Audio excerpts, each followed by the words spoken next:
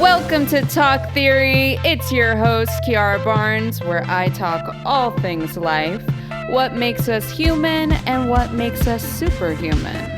Sit back, relax, and join me for a chat.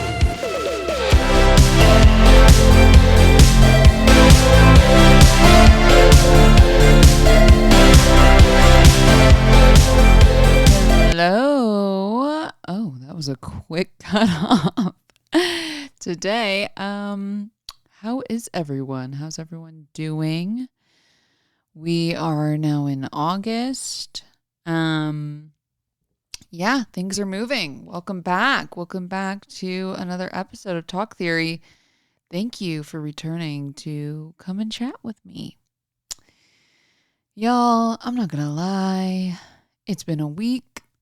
A lot of ups and downs, some breakdowns, if you will.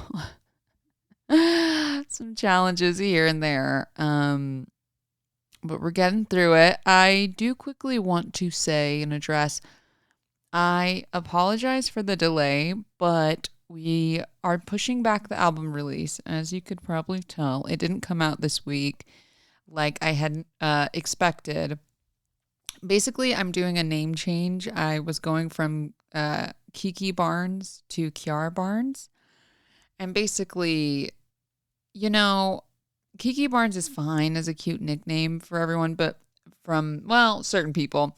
But I just, as I've grown older, I've really learned to love my name. And I don't know. When I was younger, I think a lot of people would have a hard time saying Kiara, which is very interesting, but nonetheless, it happened. And so I just allowed people to just say Kiki because I was like, I'm kind of embarrassed. But, I've learned to really love my name and I find it to be beautiful. And this album is all about coming home. And I just want to enter this next chapter of my life being me, like just being fully Kiara. So like I said, it's been a tiny little bit more like just things that need to be done in order to change and bring all my music over to this new name. And it's happening, it's fine, but just bear with and keep checking up on my Instagram. I'm going to have to make a post on my story about it. So I'm hoping by this next week that it'll be released under a new name and, I'll have to get like a new profile and all of that set up. So we're doing it. It's happening. But it is a little bit of a process to switch. But yeah. I'll keep you posted. I really don't think it'll be much more time, but a few folks have asked me, and so this is a PSA that we had to do a little pushback. But it will soon be out, so not to worry. Okay, today's topic is one I've been wanting to speak on for a little bit now. Let me also just say, again, folks, this is Talk Theory, not Talk Fact, okay? I am speaking through the lens of Kiara, what I've experienced. So it's okay. It's okay if you don't agree with me or my statements. It's okay if you don't really feel what I feel, but I am speaking from my lens, my heart. So I just want to keep that in mind because the subject matter can get personal. And today we're talking about just feminism in general and a little bit about Disney princesses, the Barbie movie, and the overall narrative of being a good feminist. All of this really started circulating in my mind these past few months because I've just heard a few conversations and arguments being made about Disney princesses and how it's not good representation of what it is to be a feminist or, people feeling some type of way, even if they're kids, storytelling like that. And There's a ton of definitions on what it means to be a feminist, but my definition of feminism is advocacy of equal rights for all, right? That's to me is what a feminist is.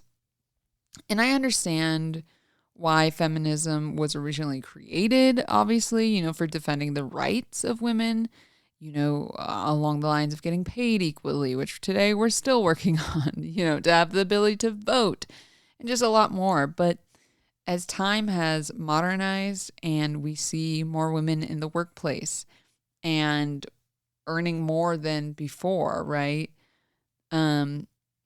Feminism in itself has modernized to be about equality in a more extended way.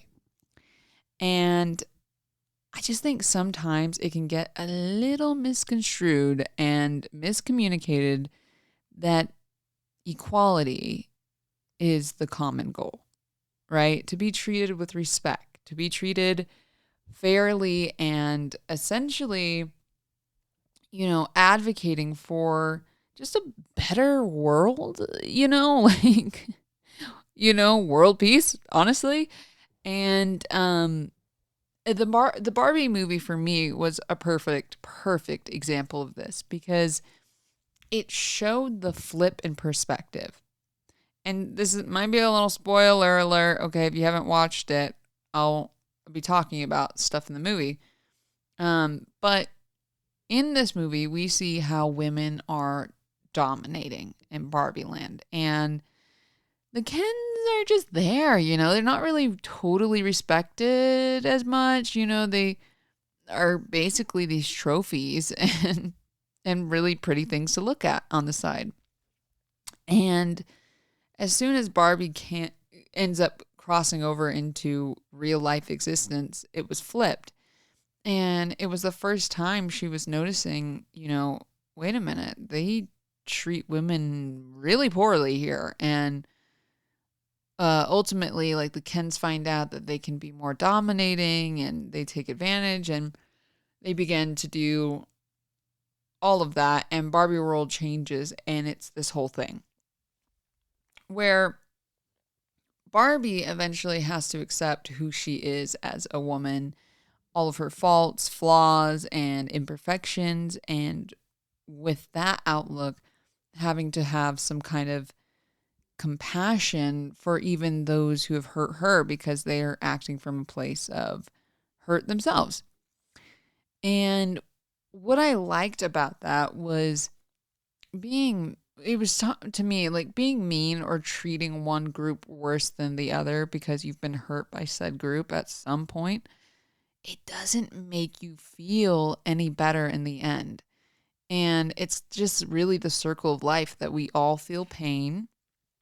We all want to feel some sense of belonging. We all want to feel loved. And so stripping another of that will only do you more harm than good. And to anyone who saw that, to me, sorry, I just have to say this. Anyone who saw that and thought it was one big, like, man hating parade or whatever, you missed the entire point of the movie. It was displaying the world that we live in today, but showing that in reverse. All right, so take the time to ask yourself if that bothered you, to see why that bothered you. And is it perhaps because you've never seen or felt that much contrast all at once, before, and so it felt overwhelming? And, why would that feel overwhelming? And I just would encourage anyone who watched that in general to listen really closely and process, because there's a lot of nuance to the movie, obviously, but they did such a great job with talking about something that is so complex and layered, but in a way that was digestible and funny, but also very personable. And one of my favorite monologues actually in the movie was America Ferrera, and I'm going to read it because it's just too good not to read. And basically, context, Barbie has come back to Barbie Land, and it's like Ken Utopia, and they have learned about um, the patriarchy and just like totally taking over. And, you know, she just feels really bad, like she's failed. And so she's just kind of like giving up hope. And America's character is trying to explain to her, you know, how difficult it is to be a woman. So this is her monologue. And it says, "It is literally impossible to be a woman. You are so beautiful and so smart, and it kills me that you don't think you're good enough. Like, we always have to be extraordinary, but somehow we're always doing it wrong. You have to be thin, but not too thin. And you can never say you want to be thin. You have to say you want to be healthy, but also you have to be thin. You have to have money, but you can't ask for money because that's crass. You have to be a boss, but you can't be mean. You have to lead, but you can't squash other people's ideas. You're supposed to love being a mother, but don't talk about your kids all the damn time. You have to be a career woman, but also always be looking out for other people. You have to answer for men's bad behavior, which is insane, but if you point that out, you're accused of complaining. You're supposed to stay pretty for men, but not so pretty that you tempt them too much or that you threaten other women because you're supposed to be part of the sisterhood. But always stand out and always be grateful. But never forget that the system is rigged. So find a way to acknowledge that, but also always be grateful. You have to never get old, never be rude, never show off, never be selfish, never fall down, never fail, never show fear, never get out of line. It's too hard. It's too contradictory, and nobody gives you a medal or says thank you. And it turns out, in fact, that not only are you doing everything wrong, but also everything is your fault. I'm just so tired of watching myself and every single other woman tie herself into knots so that people will like us. And if all of that is also true for a doll just representing women, then I don't even know." This monologue just hits everything. Okay. I just had to read through that because it's so good. And it just explains, you know, womanhood in our society right now is a double-edged sword at times. And at most of the time, right? And having stuff like this movie being put out in the world just to remind one another to cut each other some slack, to breathe, to not be so harsh to one another. You know, sometimes women can be just as bad as the men when it comes to judgment and being unkind. And that in itself goes to show you just how ingrained it's been in our minds to always be commenting on a woman's body, her appearance, her life, the way she, you know, speaks, anything. I mean, there are dedicated reality shows where the premise is to judge the woman, judge the women. Like, and I'm not saying I haven't participated or watched, but the older I get, the more I notice, like, whoa, okay, these are very outdated programs. And it's like hard for me to watch that stuff. I don't. I really don't. And um, just having to teach myself how to release that and instead give love, you know what I mean? Like having to reprogram myself. And if I have an experience where like even I'm the target, I'm practicing letting that go as best I can, knowing that we do have this programming and some are very unaware or not sure how to break those patterns. And so me getting bent out of shape and giving hate back isn't going to fix anything anymore, right? And all of this leads me to the whole Disney princess conversation. You know, I've heard plenty of women speak about how they feel bad, even like if their children have interest in Disney princesses or becoming a princess because it's outdated storytelling and blah, blah, blah. And I get that. I do. I really do. But to me, it's also not fair to say just because you enjoy those stories, hello, they are stories, fantasy, that you're not a feminist. It's not that I agree with every single, um, you know, stuff, because stuff is outdated, but you can update it in a way where you're not like pushing this thing. Let me explain. So, because to me, it's just not fair to say just because you enjoy those stories that you're not a feminist.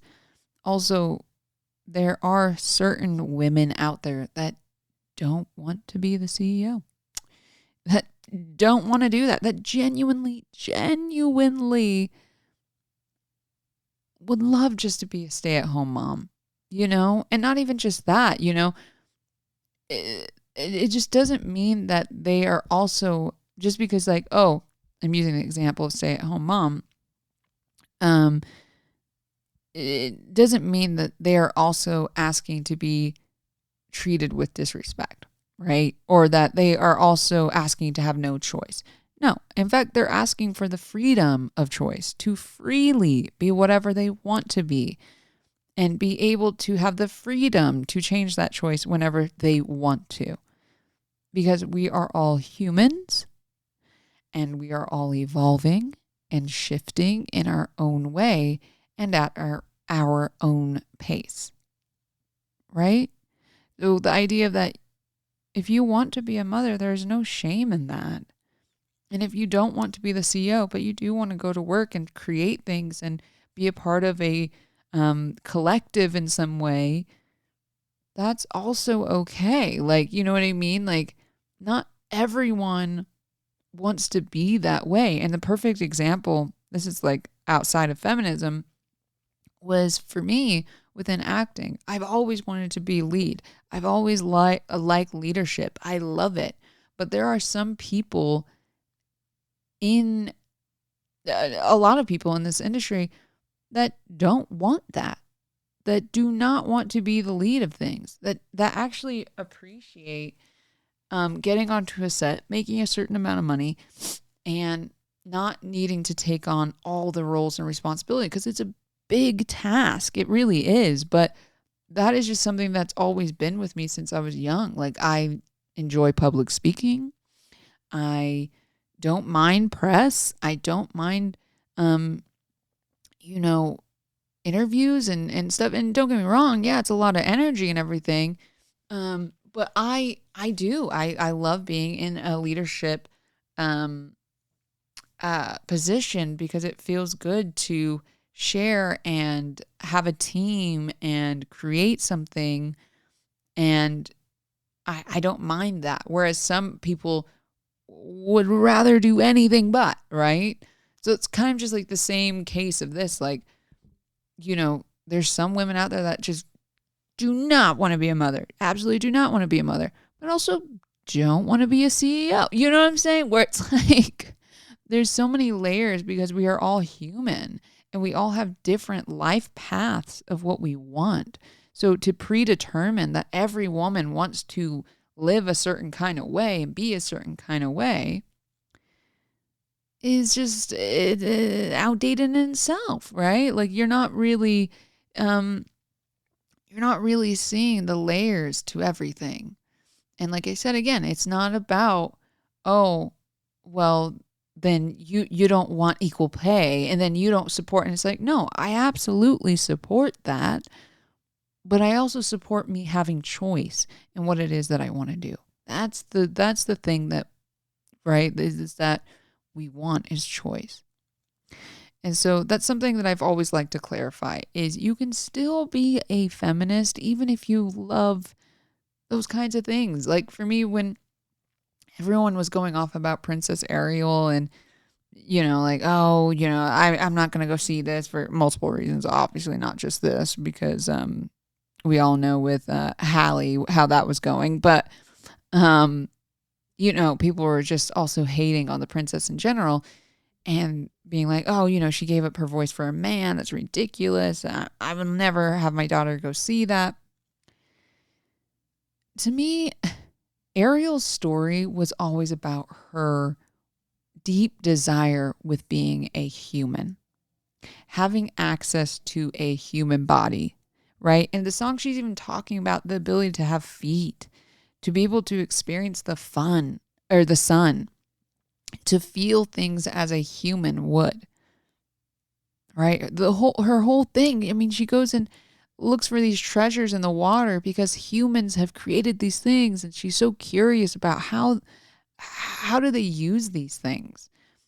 How does one even mold this together, right? Her entire room is covered with human trinkets because she's so obsessed with the idea of human life. And Prince Eric was always a plus. And also, that was her first time experiencing human connection, the energy of love from another human life source on land, and how powerful that feeling is. Not about just giving up her voice for Eric. It was so much more than just Eric. As soon as she gets off land, she's exploring. She wants to see things, right? And she had wanted to see the human world long before Eric. Eric is a plus. And there's nothing wrong with having a Prince Eric and feeling protected. It's not to say that she can't defend herself, but to have someone in your corner to help you is not a bad thing, right? Like, I'm talking from my own experience. It is, I love having a little extra help. Can I do it myself? Absolutely. But it is nice to have someone there, right? And it's not a necessity, but it is a plus. It is nice to have someone in your corner to help you. Again, this is my take on the subject. Sometimes I feel like we can just put so many rules and regulations and emotions onto things. We can lose sight of the entire point of something. And I never got down with the hating on men or on other women to get the point across that you're doing something better or a better thing. It's just not necessary. And I think it takes away from the ultimate impact of it all, the ultimate goal, right, of equality. It just totally distracts from the whole purpose. Woo, y'all, that was a big talk. Like, dang, I need to get some water after that. But it was on my mind, and so I wanted to talk about it because I was just like, I've heard so many conversations. This is something that needs to be discussed, and it will be for a long time, I'm sure. Okay, let's wrap it up with a theory this week. The theory of the week is allowing space for understanding will grant all the comfort you seek. Allowing space for understanding will grant all the comfort you seek. Okay, folks, that's all I have for you today. I shall see you next week. Okay, love you. Bye.